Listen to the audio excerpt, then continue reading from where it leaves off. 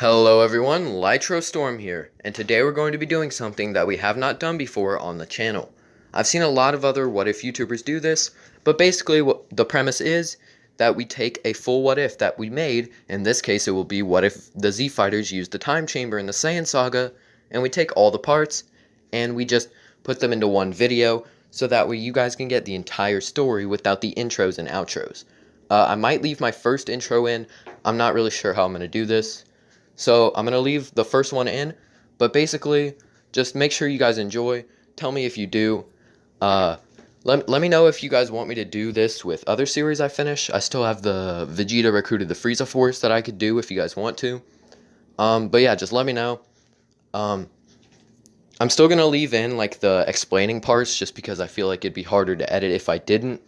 And I just want to get the video up. But yeah, hopefully it's something you guys can just watch and enjoy while I work on other videos. Anyway, as always, join the Discord, follow me on Twitter, links in the description, and subscribe if you enjoy. Peace. Alright, so the Raditz fight goes the exact same, and when the humans are called up to the lookout to train, their training goes the exact same as in canon. However, when they wish Goku back to life, Kami and Popo give them one last test. This test is the training in the time chamber. Yajirobe will not be entering the chamber, but Tenshinhan and Chaozu will go in first, and then Krillin and Yamcha. Now, here's how we're going to get these boosts, and to get them, I'll have to do some scaling, so let's get into it.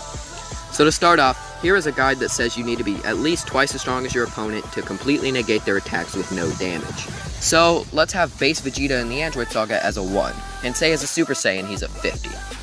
He never does any damage to Android 18 besides just messing up her clothes, but that doesn't really count. So she is twice that at a 100. We know by another guide that 17 is slightly stronger than 18, so we'll say he's 25% stronger at 125. We then know that Imperfect Cell is about 50% stronger than 17, because he can beat him, but it was somewhat of a struggle at first, putting him at 187.5.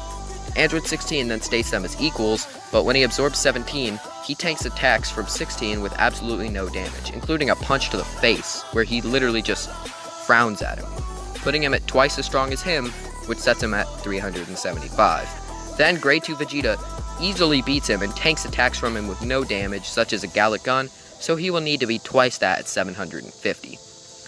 To figure out the difference between the base forms of Vegeta pre- and post-time chamber, we will need to find the multiplier of Grade 2. Cell was confident he could beat Vegeta as a Super Saiyan, but when he went into Grade 2, he easily beat Cell. So because of that, we can lowball and say Grade 2 is at least twice as strong as Grade 1. So we'll use that. I know people will say, well, Super Saiyan 2 is 100 times. How could Grade 2 be that strong?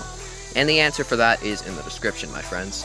Watch the video made by Seth the Programmer, in which he explains why Grade 4 is stronger than Grade 1, as well as explaining the strength of the other grades. If you comment asking why I use this, I'll just tell you to look in the description, and if you want to debate the grade multipliers, you can join my Discord, and I'd be happy to debate anyone who disagrees. But anyway, so we take the 750 and divide it by 100 to get 7.5. This means Vegeta's base got 7.5 times stronger after the training in the time chamber. Now I think the humans would get a lower boost due to their lower power levels, as Vegeta and Trunks even state that the 10 times gravity and the weather shifts in there were agony, and that's Vegeta and Trunks who are massively stronger than Saiyan Saga characters.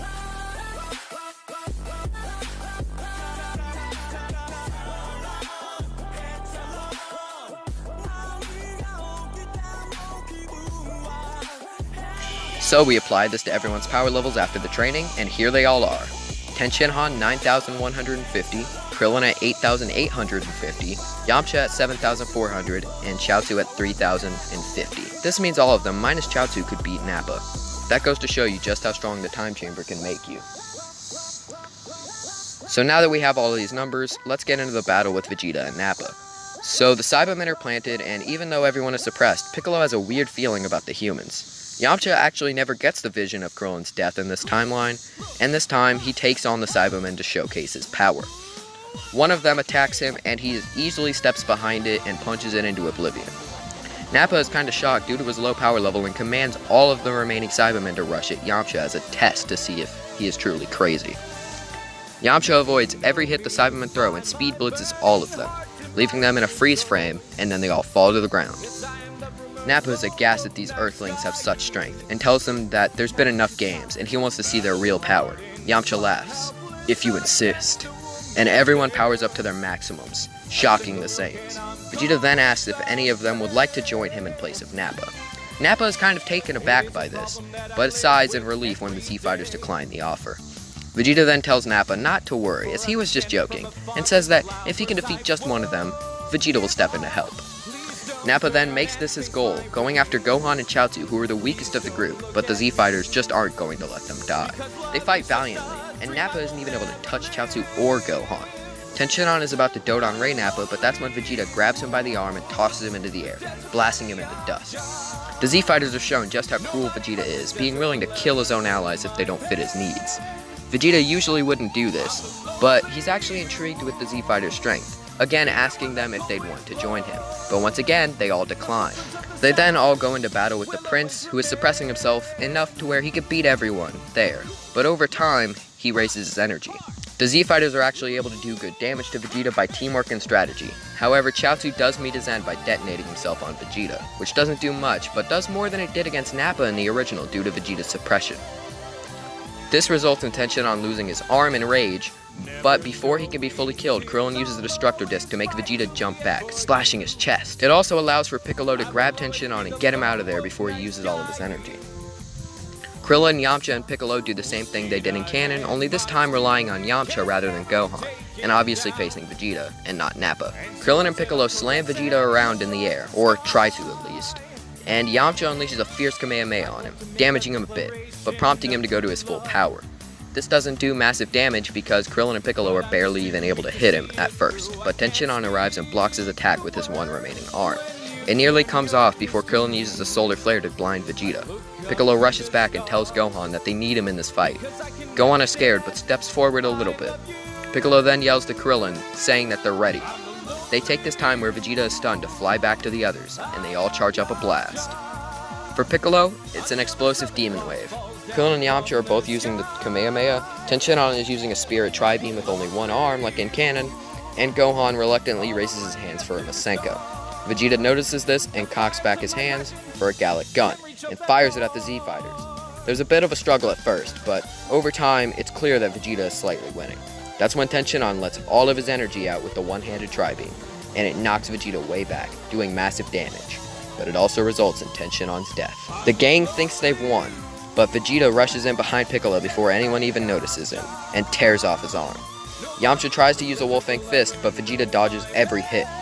Piccolo tries to regrow his arm, but sees that Vegeta just threw a blast that Krillin barely avoided, and now is heading toward Gohan. Piccolo is conflicted, but decides to rush in and tank the attack for the kid, resulting in his own death, along with Kami and the Dragon Balls.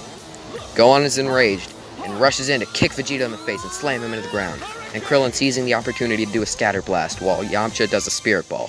Yamcha slams Vegeta into every blast Krillin sent at the Saiyan, dealing massive damage. Then Gohan finally rushes in to pummel him into the ground, and then pass out from all of his anger and rage. Vegeta is on the ground, barely able to fight anymore. That's when Goku arrives, ready to fight. But there is no fight to be had, or at least it seems. Goku is sad he didn't get the chance to fight Vegeta, and is actually considering giving him a Senzu Bean so they can have a good fight. But after he gives them to the crew, there are no more. Krillin, Yamcha, and Gohan tell Goku everything, but that's when Vegeta gets up, creating a Power Ball. The Prince transforms into a Great Ape, and Goku gets excited, but also angry, ready to avenge his friends. He goes straight into Kaioken to dodge Vegeta's attacks. I'd say due to how weak Vegeta is, as a Great Ape he'd only be about twice as strong as his base. He rushes in to attack the ape, but to avoid his attacks he has to jump into ×3 just to barely avoid them. Eventually though, he gets slammed down by the giant creature, while Krillin uses a Destructo Disc to slice off Vegeta's tail, who jumps over the blast. Then Yajirobe arrives, and they plan to slice off his tail, which he manages to do. Now Goku's back isn't broken in this timeline, but most of his other bones that were broken in canon still are. Vegeta goes back into his base, and Gohan goes Great Ape, but Vegeta gets rid of his tail, causing him to land on top of him, and that goes the same.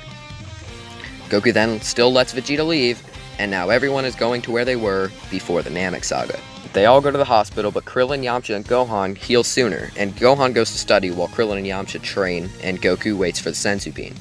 However, due to Gohan being weaker than Krillin and Yamcha, whose base forms are above Goku's, the Saiyan tells his son that he should actually go with him to Namek rather than the others, as it'll help him be much stronger. A little bit of training between the humans results in Yamcha being at 11,000, and Krillin being at 13,000 by the time they get to Namek.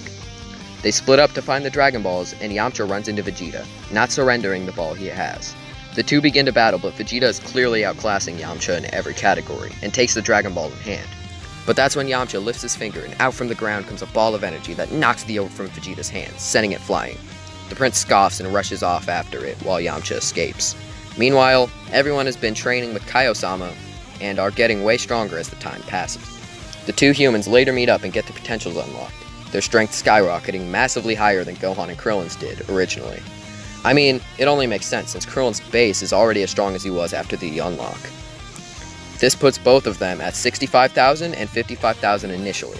The Ginyu Force are called, and Vegeta doesn't truce with the Z Fighters. Having sensed their powers compared to the Ginyus, they should be able to win the fight, as long as Ginyu himself doesn't step in, which Vegeta knows he usually never does. The prince takes a back seat and decides to let them do the work themselves, and he'll swoop in and take the Dragon Balls right from under their noses, or lack thereof. The two human friends take on the Ginyus, lowering their power levels so they underestimate them.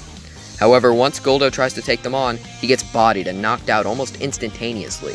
The rest of the group don't even know that their power had risen, and suspected that there was some sort of trickery here. So they sent out Recoome next, who was more of a struggle. However, now that the human warriors were going all out, seeing no other way to win, the others could see that they needed to get involved, and so an awesome 3-on-2 battle began. Due to their numbers, and their powers only being slightly lower than the humans, they're actually able to keep up with them, and Vegeta is watching overhead. However, their powers are rapidly increasing, so over time they are able to knock Recoome out, telling Jason Birder that their only chance of survival is to take their unconscious teammates and leave this planet. They prepare to do so, but end up reporting to Captain Ginyu instead, just like in canon. Vegeta jumps down from his mountain, asking them why they would let them go, but then the captain arrives. But so did Goku and Gohan, now massively stronger than before. Goku's training was slowed down a little bit, but Gohan started to catch up pretty quickly, due to his potential. So I'd say Goku would still be at a 90,000 and Gohan would be about a 63,000. This is about a 22.5 times increase, by the way. There's about to be large conflict. Vegeta jumps from the mountain he had been hiding behind, yelling that letting Jason Birder escape was a terrible idea. If they returned with Captain Ginyu, there would be no way for any of them to win. Yamcha steps up and tells them that they're not going to stoop to his level and kill someone. Vegeta just calls him a fool, but remembers that he isn't nearly as strong as either of them. Just then, two massive energies arrive on the planet. Krillin is questioning who it is, but then yells out that it must be Goku and Gohan. Alright, so I know that in the last part I put Gohan at 63,000, but I was kind of wrong on that. His starting power level was only 2,800 after the image training with Krillin and canon. So since that isn't taking place here, I would put him more around 1,750 after the Saiyan fight. So I will give him about 3 times Goku's original boost and put him at 47,000. Once again, Goku stays the same here since he has to hold back throughout half the training, but he makes up for that with Gohan eventually able to put up a good fight, and you'll see why soon. So the two arrive and Goku learns of everything that has happened so far, complimenting everyone's strength. Vegeta is angry that Kakarot is so much stronger than him, as he hadn't fought against Recoome, so he was still stuck at a 30,000 power level. 3 more keys began closing in, and it's revealed that Jason Birder have indeed returned with Ginyu, like Vegeta had thought. Ginyu is excited for the fight, wanting to face off against someone strong, so Goku tells him that he's right here, and the two fly off, leaving the remaining 4 to take on Jason Birder. This of course is a stomp by Yamcha and Krillin again, and Vegeta promptly kills them while they're out. Gohan is mad at this and steps up to the prince. Meanwhile, Goku and Ginyu's battle has been the same as in canon, as no power levels have changed. Ginyu goes after Goku's body while the panel keeps cutting back to Gohan's struggle to keep his anger to Vegeta in check, as the prince taunts him more. Goku finally gets switched with Ginyu, and Gohan senses this, leaving to make sure his father is alright. Krillin and Yamcha then chase after him, hoping things went alright. With this, Vegeta decided to follow as well. Gohan arrives and quickly dispatches of Ginyu Goku, forcing him to body change with Gohan. However, Goku gets in the way and gets his body back. Ginyu tries it a 3rd time, but then the frog thing still happens, and since there is still a Senzu Bean, I'd say maybe 1, since Gohan would have used a few during their training, and Goku originally only had 3, Goku attempts to take it, but it is blasted out of his hand. A blur then phases by Goku, and Vegeta stands with the bean in hand. Gohan is furious at this, and Vegeta once again begins taunting him, and Krillin realizes that something here isn't right. Gohan then fires a Masenko that blasts a hole through Vegeta, who laughs and clutches the bean in hand. He falls onto the ground and Gohan steps right next to him.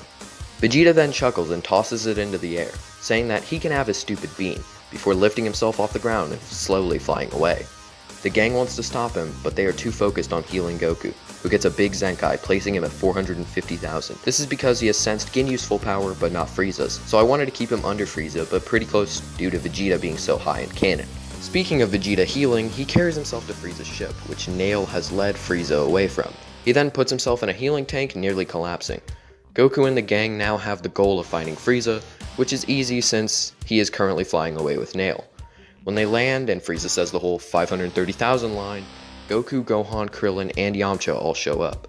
This actually gives Guru a bit of hope, and Frieza reads everyone's power levels. Turns out, Goku's is extremely high, and almost as strong as Frieza himself, and so he begins with him while Nail wants to go back to protect Guru, and Krillin encourages Gohan to go with, since he hadn't gotten his potential unlocked yet.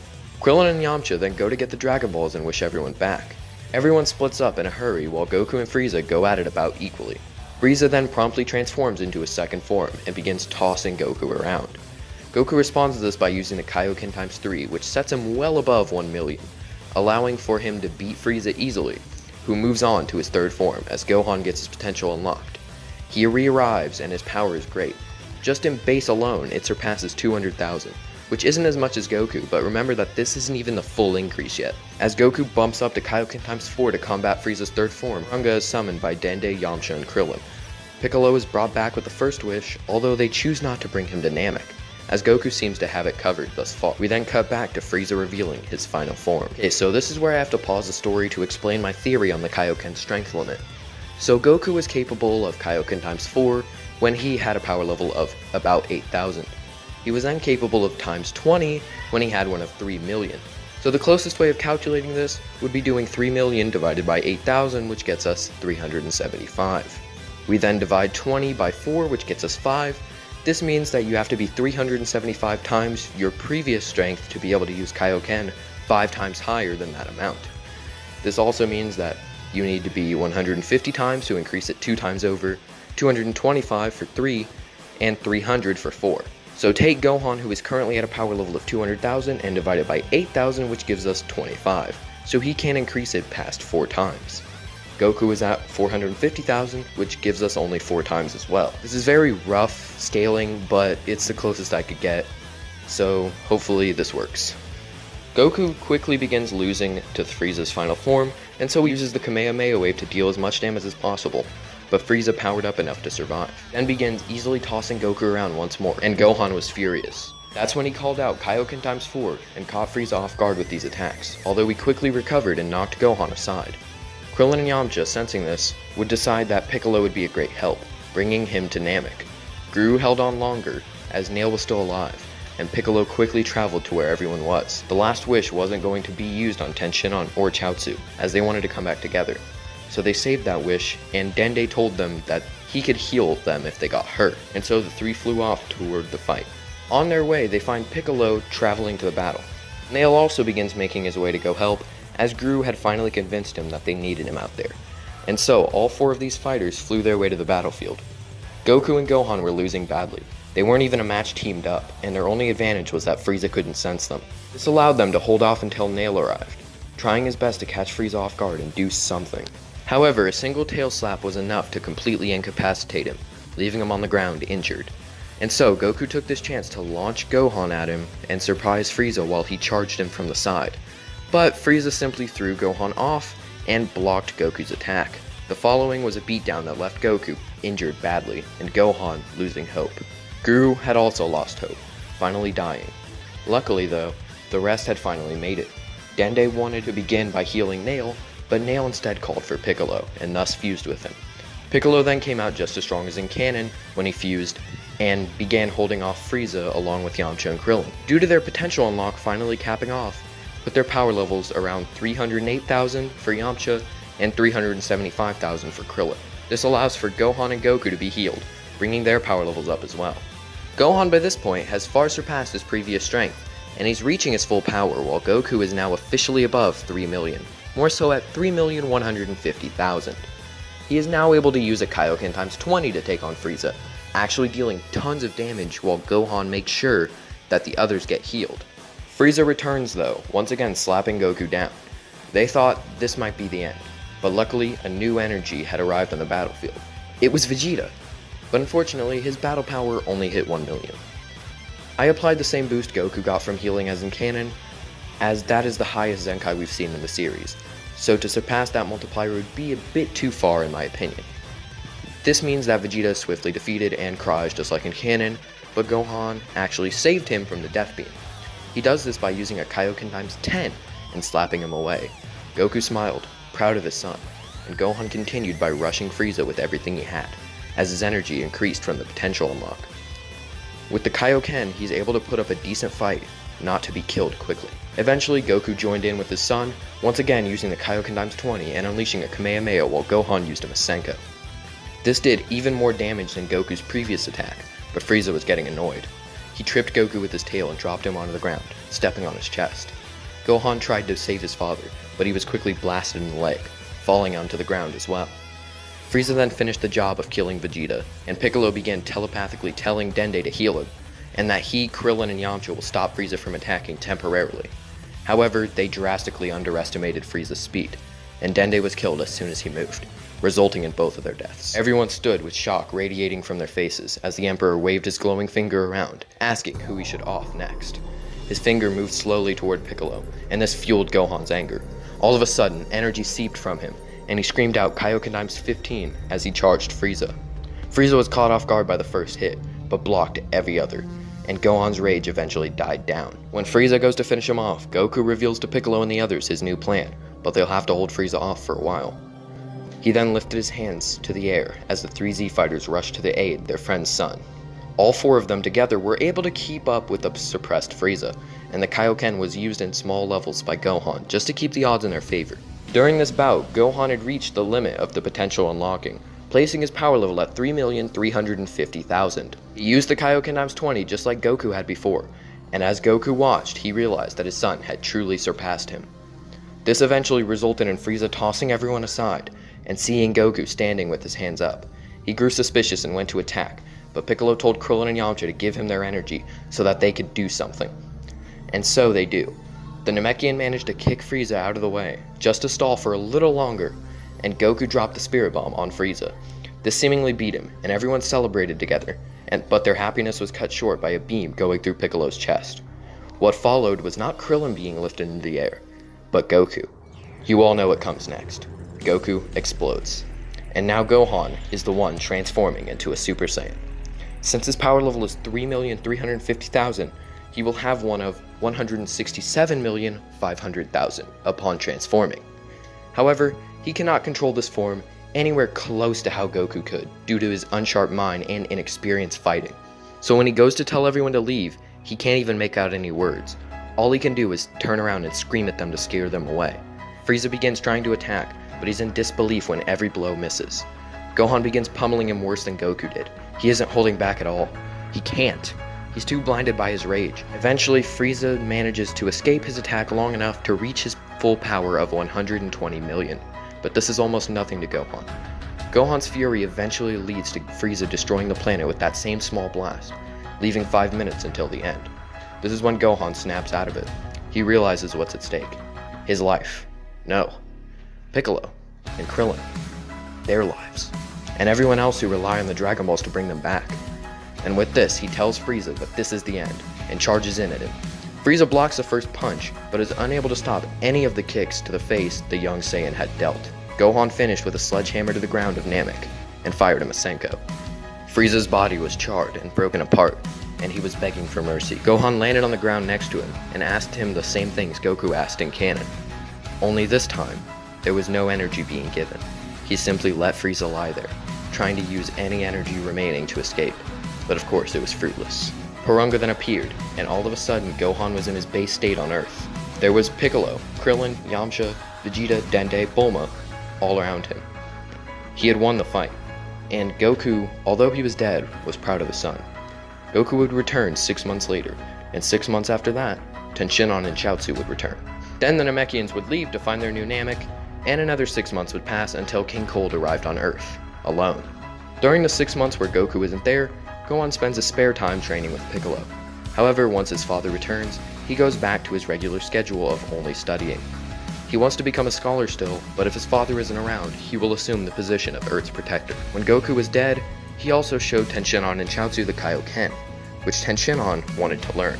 Along with this, since they had been put through more intense training, Krillin and Yamcha also wanted to train harder when Goku isn't around, and when he is, they want to train occasionally. So by the time King Cold arrives, everyone is stronger than in canon.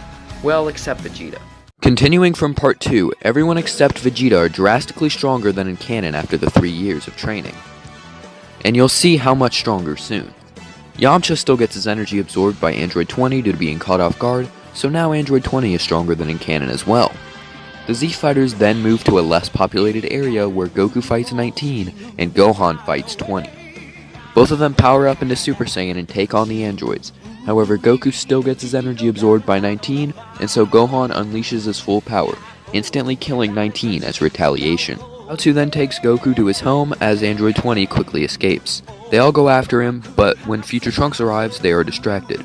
He gets to the lab and activates 17 and 18, who kill him, and then activates 16. 3 androids announce that they're gonna search for Goku, and so all the Z Fighters team up on them. Unlike in canon though, they easily win. Well, more so Gohan wins. You see, Gohan is so strong at this point that as a Super Saiyan, he can beat any of the androids. And so, once he and the others win, he tells them to leave and never threaten his father again. Trunks asks why he did that, and Gohan tells him that they didn't attack them until they attacked first. They must be different to his timeline, and besides, that was their first and only chance to save themselves. If they threaten his father once more, they will die. Gohan has morals, though not as strict as his father. He will only give one chance to change or give up. Anyway, the Z Fighters still do their cell searching, and once Goku has recovered, he tells Trunks about the time chamber, as that would help him defeat the androids in his timeline. He suggests that Vegeta go in with him, and mentions that he hasn't seen him in a long time. The two then go to Capsule Corp where they find Vegeta in the gravity chamber training. The prince avoided confrontation with the androids in hopes to get stronger, and let everyone else besides Kakarot die so that he can ensure a one-on-one fight. He didn't want a repeat of what happened in the Saiyan Saga. Goku tells him of the time chamber and he is interested, and decides to go in so that he can defeat Kakarot quicker. The father and son go in, and Goku waits on the lookout with the others. Piccolo doesn't quite see a need to fuse with Kami, and so he doesn't. At least not yet. It could happen later. Does go investigate Cell though, and Tenshinhan decides to come with. The two find Cell and he is quickly subdued by Tenshinhan's Kaioken. He wasn't expecting that, and so he used a solar flare to blind them both, barely escaping. Tenshinhan was angry that he wasn't able to defeat him then and there, but he would continue searching for some time. Piccolo, however, decided that now was the time to defuse with Kami, as there was now another unknown threat that they didn't defeat. Kami agrees and fuses with Piccolo, making him far stronger. He continues his search for Cell, and instead they come across the androids. They have not changed or quit searching for Goku, and they are determined to beat the two of them since their little friend isn't here to win so easily. Piccolo took 17 while Tenshinhan took 18. Piccolo is far stronger than in canon, in which the two were equals, so here he will absolutely dominate 17. Tenshinhan using the Kaioken would be able to fight on par with and sometimes overpower 18. However, his base form is very weak and Kaioken cost him a lot of stamina. And so, when Piccolo is about to win his fight with a light grenade, and 18 is about to win hers, they all stop. A familiar face was looming around. Cell. However, Cell didn't get a chance to tell Piccolo and Tenshinhan his plan, so they will not know of it yet. Unless, of course, Cell absorbed 17, that is. Then it would become very apparent. Wait, he just did? Oh, that's gonna be a problem. Both Z Fighters and remaining androids witness Cell's transformation and are shocked at the power. 16 attempts to fight but fails just like in canon, and that's when Tenshinhan makes his attempt. He tells Piccolo to get them out of there as he powers up a Neo Tri-Beam. This attack was enough to completely eradicate Cell. Tenshinhan fell to the ground, almost out of energy as Piccolo rushed in to grab him. He had killed Cell right then and there, and 18 and 16 thanked him profusely. 18 agreed not to attack Goku, and 16 was repaired by Bulma. Trunks went back to his timeline and killed the androids, and Vegeta went right back to training. Goku then asked Gohan for one last training session in the time chamber before he went back to studying. Gohan agreed, and the two came out far stronger than in canon. Gohan and Goku still discover Super Saiyan 4. No they don't.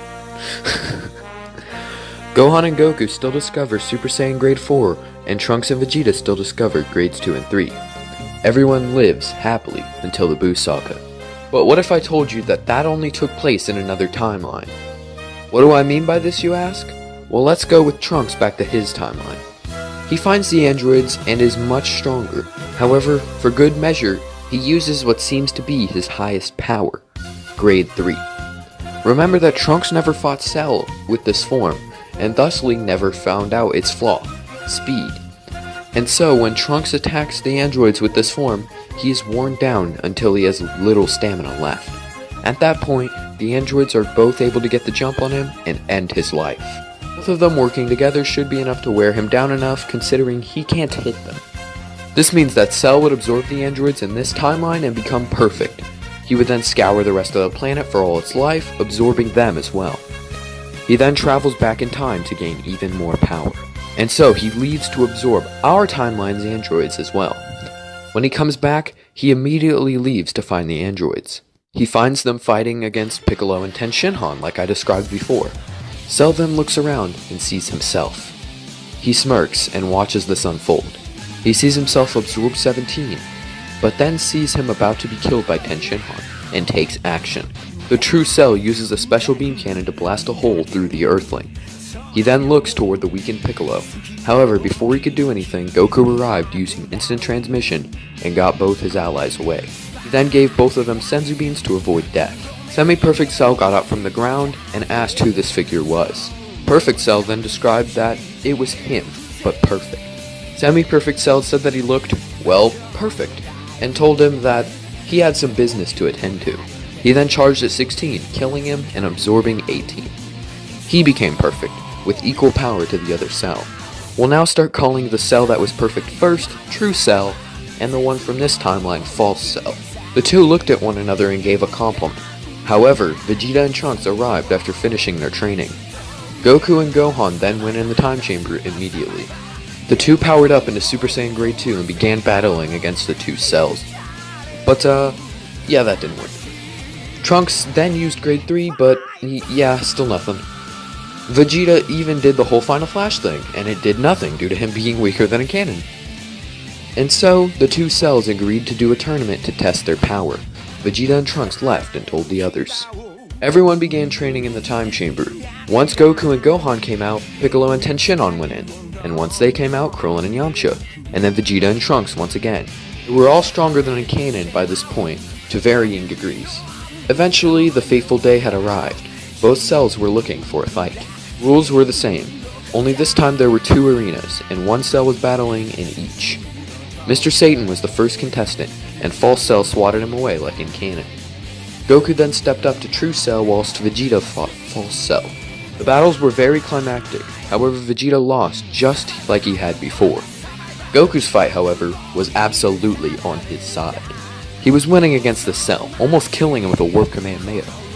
And so that's when True Cell decided it was time for his trump card. True Cell asked for False Cell to step into the ring with him and Goku, and the two would fight him together. Everyone opposed this, but False Cell just unleashed the Cell Juniors to keep them at bay. However, they actually won pretty easily thanks to their increased strength, and also Gohan. Two realized this and realized that they wouldn't be able to win against all of them. And so the True Cell began charging up a Kamehameha wave to kill them all, while False Cell held Goku off. But True Cell appeared behind him and said, "Gotcha," before absorbing him. Now Cell had gained power surpassing that of even Super Perfect Cell in canon.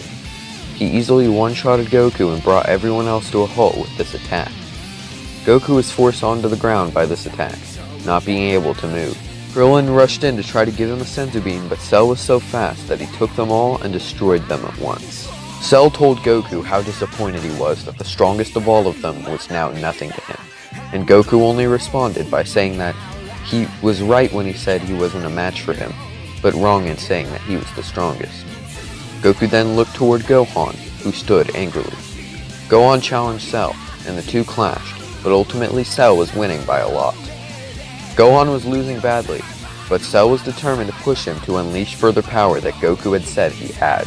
And so he did that by blasting Goku in the chest, killing him in a similar way to Frieza killing Vegeta. Cell laughed and unleashed his own Cell Juniors to fight the others. Gohan was once again brought to the brink just like on Namek. He was fueled with anger, which turned into power. Mercy turned into Vengeance. Super Saiyan turned into Super Saiyan 2. Gohan killed the Cell Juniors before anyone blinked, then looked up at Cell. He told him that he was going to finish this, and the two resumed their clash. But what was strange about this fight was that it was equal. Even with Gohan's overwhelming rage, he still ended up fighting on par with Cell. Cell even got the advantage sometimes due to Gohan's rage slowly dying down. Their clash was insane, shaking the earth and making everyone wonder just which side would win. Eventually though, it came down to a Kamehameha just like in canon.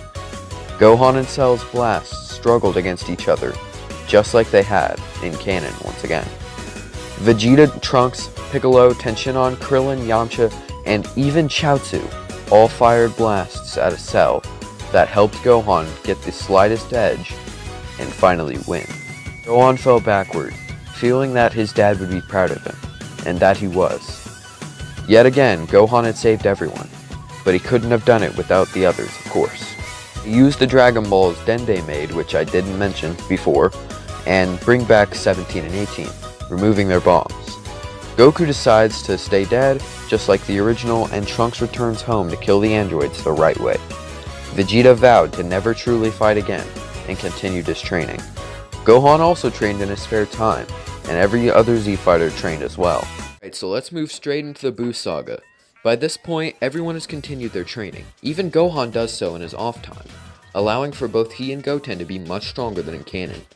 This also allows for Goten to learn Super Saiyan 2 after training with Gohan for the tournament. His base and Super Saiyan upgrades make him far stronger than Trunks at this point. Basically everything is the same, other than now Yamcha, Tenshinhan, and Chaozu are all entering the tournament. Everyone still ends up leaving due to Babidi and stuff like that though. They all go after him, and the three Saiyans kill all of their opponents, including Dabura.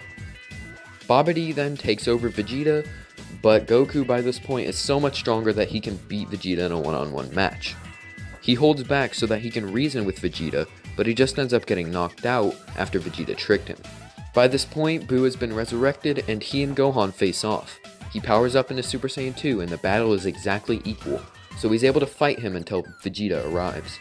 Vegeta continues the fight while Gohan is healed by the Supreme Kai due to being worn down since Buu's stamina is far greater. Then the two work together to fight against Buu, but Vegeta tells Gohan to leave while he sacrifices himself. The sacrifice doesn't end up killing Buu though, and he regenerates. Gohan is terrified and immediately tells Goten and Trunks to escape with the rest of the Z fighters. He continues his fight with Majin Buu, but is ultimately not able to keep up and is defeated along with the Supreme Kai. Goku wakes up and Bulma uses the Dragon Balls to wish back everyone Majin Vegeta killed, and Goku travels to the lookout and then begins stalling Majin Buu. He goes through the Super Saiyan levels and eventually even reaches Super Saiyan 3, and with this he suppresses himself much more than in canon due to him being far stronger, allowing him to conserve a little bit more time in the living world. Goku heads back to the lookout and teaches Piccolo and Tenshinhan about the fusion dance. He also helps explain it to Goten and Trunks. Krillin and Yamcha also decide to pick up on this technique just in case if they need it, and so now we have 3 potential fusions as Goku leaves to go to the Supreme Kai planet where he finds Gohan training with the Z-Sword. Majin Buu would kill most of Earth's population and befriend Mr. Satan along the way. And B would still die, which leads into Buu spitting up Evil Buu, and Evil Buu then bodying Majin Buu, forming Super Buu. At that point, Super Buu would then arrive onto the lookout, and he would seek out the fighter Goku promised. Goten and Trunks were not quite ready yet, as they were still in the time chamber training with Yamcha and Krillin. When Super Buu gets impatient, Piccolo offers to spar with him while he waits, and Buu agrees, and the Namekian calls Tenshinhan over. The two then perform the fusion dance and become Tenshilo. Piccolo would have to suppress his power by quite a bit, but the multiplier and Tenshinhan's Kaioken would more than make up for that. The two then begin their fight with a much more casual start, but Buu quickly picks up the pace and begins hitting harder to where Tenshilo is actually starting to feel the blows and quickly amps himself to a Kaioken times 20. He overpowers Buu for a little bit, but Buu claps back with a few attacks that makes the fusion take even further damage. Tenshilo then decides that they need to amp it up further and use a Kaioken times 80. This is the height of his ability, and so the fusion kicks Buu into the air and fires a tri-beam that blows him away. He would then feel the stress of the Kaioken affect his entire body, and he would then fall to the ground as Super Buu returns back to the lookout. Potentialo then defuses, and Super Buu tells the two that it was a fun fight, but now he's ready for the real battle. With this, Piccolo leads him into the time chamber as the boys finish up, and Buu enters, and Piccolo tells Krillin and Yamcha to get out. He then seals it away as they escape. Goten and Trunks perform the fusion dance and take an L in their base form, but quickly power up into Super Saiyan. Super Buu laughs while he fights, saying that these kids are unironically better than the full-grown adults. However, Gotenks tells him that that's not all he has, and he powers up into a Super Saiyan 3. He unleashes furious attacks on him, easily dominating him due to Goten and Trunks being stronger in this timeline, and Piccolo instructs Gotenks to finish it, but he gets too cocky, leading into Super Buu escaping through a rift in the time chamber, with Piccolo and Gotenks then going after him. Gotenks finds him and they continue the fight, only this time his Super Saiyan 3 doesn't run out, as he's been doing far better at beating Buu than in canon. He's able to blast Buu and deal massive damage, however after that is when he runs out of energy. That last attack was only regenerated by Buu though, so nothing lasting. Buu prepares to kill them all, but Ultimate Gohan arrives, far stronger than in canon, and Gohan just slaps around Buu, proceeds to call him a retard, and proceeds to obliterate him, and he would still be cocky like in canon. However, that is when Ten Shinhan, Krillin, and Yamcha arrive and help Piccolo tell him to finish it now. This leads into him doing so, and Super Buu is ultimately destroyed with a Kamehameha wave. With that, everyone on Earth is resurrected minus Goku, as he wants to stay in the other world since he was right about the next generation having it under control. Yes, this isn't Lytro you're hearing, it is Tylearn, the fat smelly retard who doesn't continue what ifs. But no, actually, my name is Tylearn, and if you guys are unfamiliar with me, be sure to go check me out, and yeah, with that being said, thank you, Lytro, for having me on the channel, man. You know, big honor. Thank you, homie. I appreciate it. And, you know, me and Lytro have been homies for a long time, and I'm glad I can finally pull up on the channel, bro. But yeah, with that being said, ladies and gentlemen, hope you guys enjoyed the video. Take care and stay safe. And we continue on to the Beerus saga. Beerus looks for the strongest Saiyan he can find and finds one on King Kai's planet, although he might be dead. This was Goku, and that fight goes the same as in canon. He then goes to Earth and bodies everyone like in canon. Everyone plans for Goku to get the Super Saiyan God transformation, but Goku actually wants Gohan to have it since he's the one protecting Earth. Gohan takes his power and fights against Beerus. He absorbs this power into his base form, and Goku gets resurrected so that he and Vegeta can train with Whis. Gohan then goes back to studying and training. When Frieza returns, his men are easy work for the Z Fighters, and so is he. Gohan as a Super Saiyan is more than enough for Frieza's final form, and so he ascends beyond that. Golden Frieza. Gohan powers up into Super Saiyan God and prepares to fight further, but Goku and Vegeta arrive, having locked down to Frieza's power. The two go blue, and Vegeta kills Frieza. Moving on to the Universe 6 saga. Gohan is willing to take the day off of the conference, and goes with the gang instead of Buu since, well, he's dead. Goku beats Botamo and loses to Frost. Gohan noticed what Frost did immediately and called him out, forcing him to forfeit. Gohan then stepped in to fight Vegeta, beating him. Gohan then had to face Kaba. He was very interested in him, and taught him how to go Super Saiyan by channeling his anger. He then pointed Kaba toward being the student of his father or Vegeta. Gohan went Super Saiyan 2 and won. Gohan then faced against Hit with Super Saiyan God but lost. Vegeta then attempted with Blue and lost. Goku then attempted with Blue Kaioken and won. Tournament over. Goku Black Arc is basically the same. Tournament of Power time. Team remains the same, but with Yamcha instead of Frieza. Frost attempts to off-guard Krillin, but Yamcha surprise attacks him. Krillin thanks him and the two work together to knock him off. Everything else stays roughly the same, but Ten Shinhan doesn't get knocked out because he is far stronger and can much more easily defeat the sniper. So we now have all 4 Earthlings still in this. Roshi uses the Mafuba on Ribrianne and jumps off, so now we only have 3. Gohan easily defeats the Namekians with his god form, and we carry on. By the end, the top tiers are the only ones left, other than the Earthlings, which they're not really top tier, but they are definitely strong, so don't think I'm calling them weak. Yamcha, Krillin, and Ten Shinhan do their best to fight off Toppo with 17. They hold him off until Vegeta fights him and knocks him off. They now need to rest, though. 17 explodes against Jiren, and Goku and Vegeta fight him until Vegeta gets knocked off. Goku powers up and knocks Jiren off with Master Ultra Instinct. The gang decide on a wish and decides to bring back all of the universes. The Broly movie happens next. No Frieza, so Broly stops after Ikari and gets knocked out. He and Paragus then go back to Vampa. And that is where we'll end this series. Wow, what ifs are really dropping like flies, huh? I'm kinda sad that this couldn't go on further, but at least it was better than everyone just dying, right? Hopefully you all enjoyed the series, and I hope you guys subscribe and check out my other content as well. It really means a lot. But as always, tell me if you like this part, comment your requests for future videos, and subscribe. Thank you for watching. Have a great day.